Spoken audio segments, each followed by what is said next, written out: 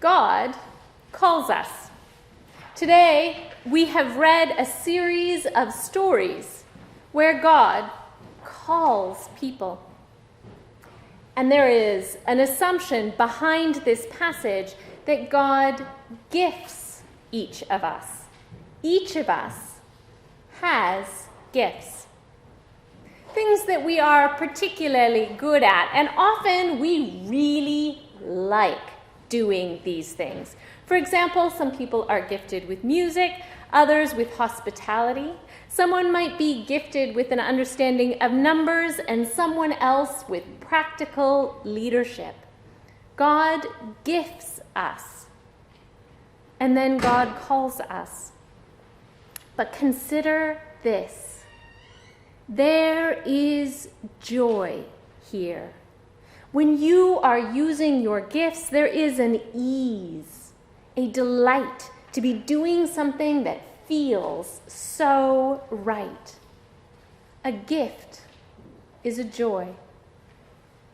Today we have a series of stories where God calls people, God gifts people, and then God calls people. In our first reading, we have the call of Isaiah, poet, prophet of the scriptures. God gifts Isaiah with the gifts of prophecy and poetry, and then he calls Isaiah to use his gifts in the world. Isaiah says, "Send me. Remember, there is joy here."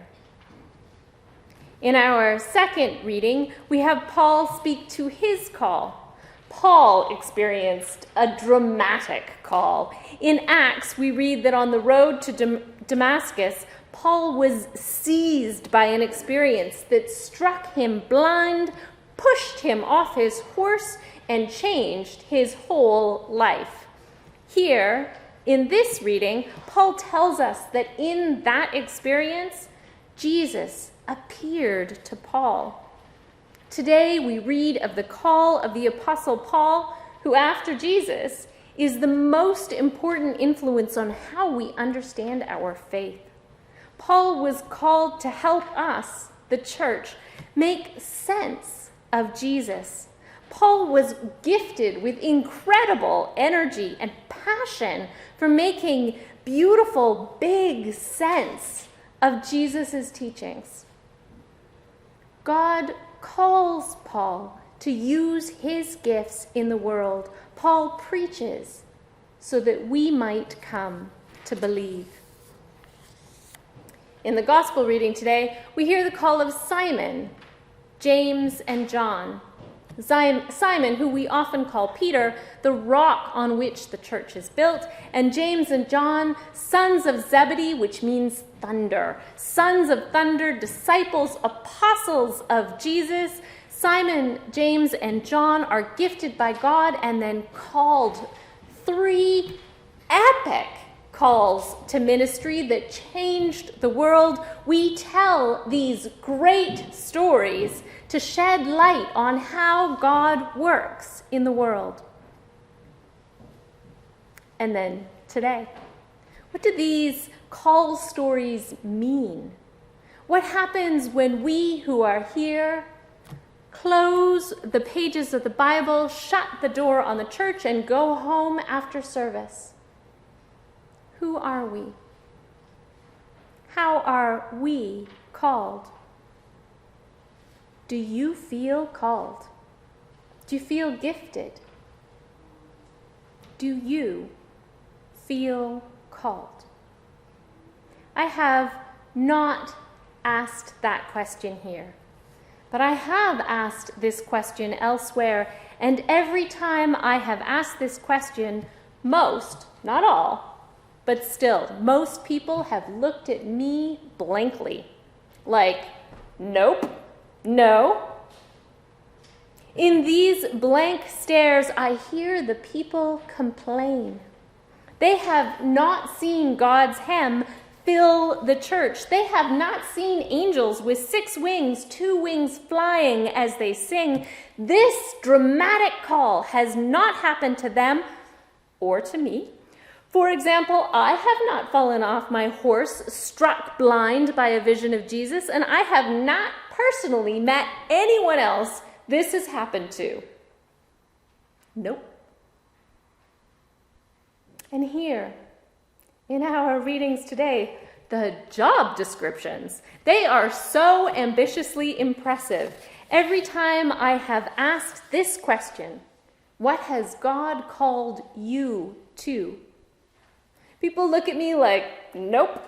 I have not met anyone who has been called to having their lips touched with hot coal, not travel the known world as a tent maker teaching in far-away cities, a word so dangerous we could be killed for it. Nope. Not called to leave a boat filled with everything left behind on the shores of everything familiar. Nope, not called like that. So, roomfuls of people have told me, not called like that, so I must not be called, they say. I have also heard another story, a story told by a musician, a person who was gifted by the capacity to create beautiful music. She believed she was called, but wasn't sure what she was called to. Still, she had read these scriptures and assumed the call had to be difficult. Assumed she had to give up everything to God. She left everything behind and went as a missionary to proclaim God's world in a far, far away place. She hated it. She got sick. She got stressed. And when she was worried, she just tried harder. Turns out she was also a terrible missionary, so she hated it and she was bad at it, and she stayed, stubborn in her belief that she was called. Till one day she had a dream. She had a dream and God asked her why it had to be so difficult. She woke up wondering and realized she wasn't called to be a missionary in a faraway place. She was called to live into her call, which was wrapped up in her gift. A gift that brought her so much joy. That thing she was easily good at. She was called to music. And when she finally trusted her call enough to live into her gifts, her life completely changed.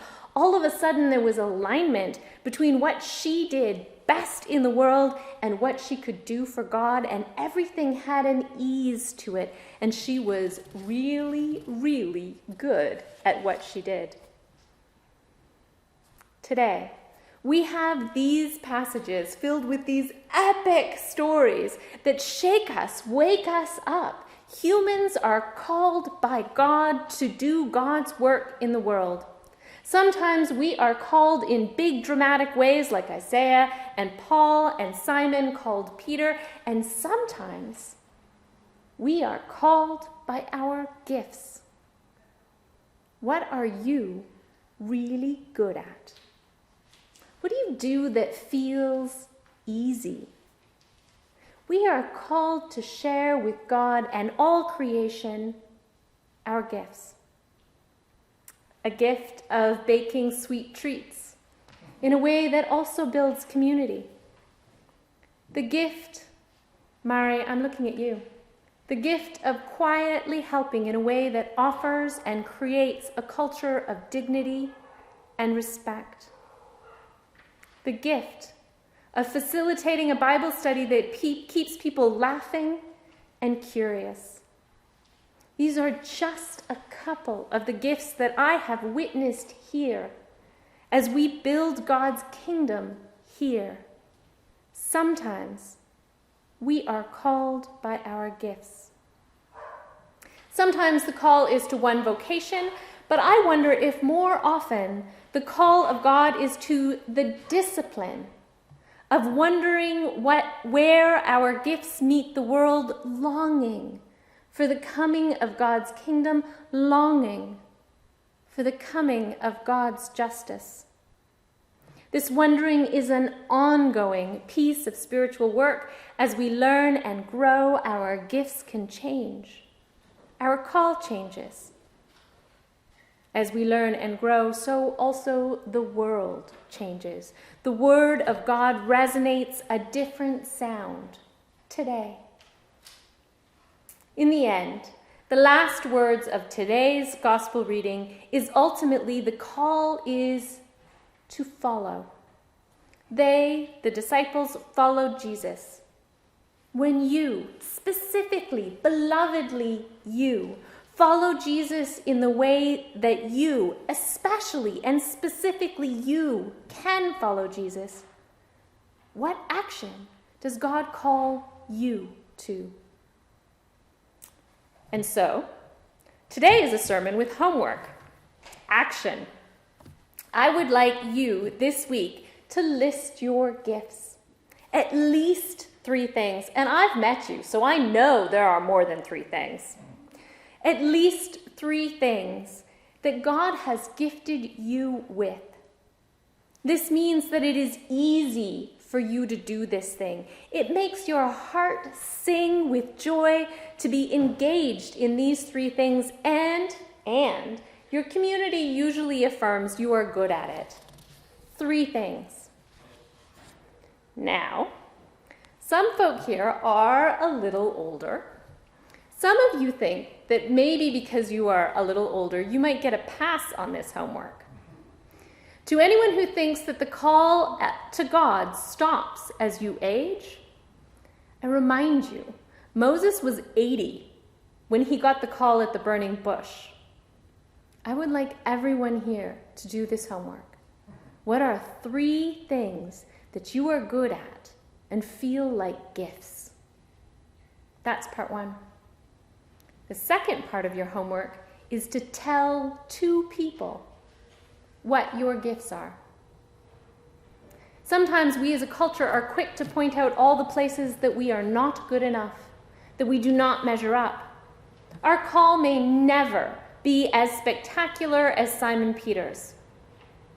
Sometimes we as a culture are quick to point out how we are wrong, insufficient against measures like St. Paul's ministry.